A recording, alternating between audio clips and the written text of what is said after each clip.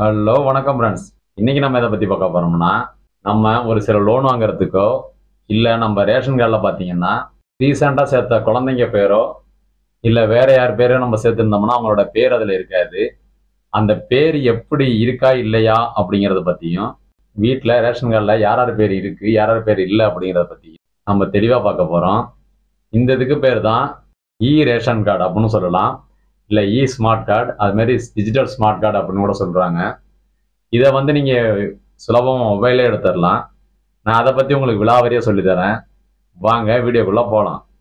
அதுக்கு முன்னாடி நம்ம சேனலை சப்ஸ்கிரைப் பண்ணாதவங்க கீழே இருக்க சப்ஸ்கிரைப் பட்டனை கிளிக் பண்ணி சப்ஸ்கிரைப் பண்ணிங்க.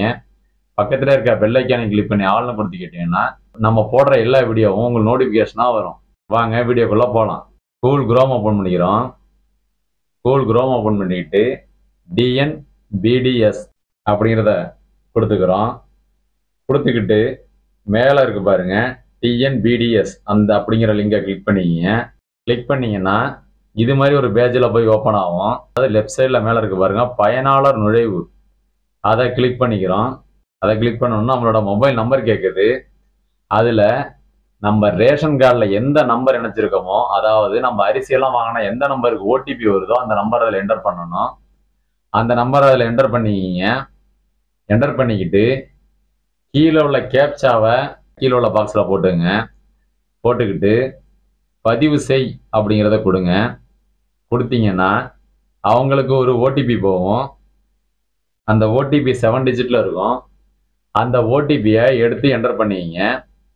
என்டர் பண்ணிக்கிட்டு மறுபடியும் பதிவு செய் அப்படின்னு கொடுத்தீங்கன்னா என் விவரம் அதில் பார்த்தீங்கன்னா அவங்களோட விவரம் எல்லாமே காமிச்சிருது. எத்தனை பேர் சின்னவங்க, எத்தனை பேர் பெரியவங்க, சிலிண்டர் எண்ணிக்கை எத்தனை, குடும்ப அரிசி அட்டை என்ன, எல்லாமே காமிச்சிருது. இப்போ இணைக்கப்பட்ட ஆதார் அட்டைகள் அப்படின்னு போட்டு அதையும் காமிச்சிருது. இதில் எல்லாமே அவங்களோடது வந்துடுது. இப்போ மின்னணு அட்டை கோப்பு பதிவிறக்கம் அதை கிளிக் பண்ணுறோம். கிளிக் பண்ணோம்னா கார்டு ஓப்பன் ஆகிடுச்சு. இப்போ இதில் பார்த்தீங்கன்னா அவங்களோட குடும்ப உறுப்பினர் 4 பேர், அதில் யார் யார் பேர், என்னென்ன உறவு முறை அவங்களுக்கு அப்படிங்கிற மாதிரி எல்லாமே தெளிவாக காமிச்சிருது. அவ்வளோதான் ஃப்ரெண்ட்ஸ்.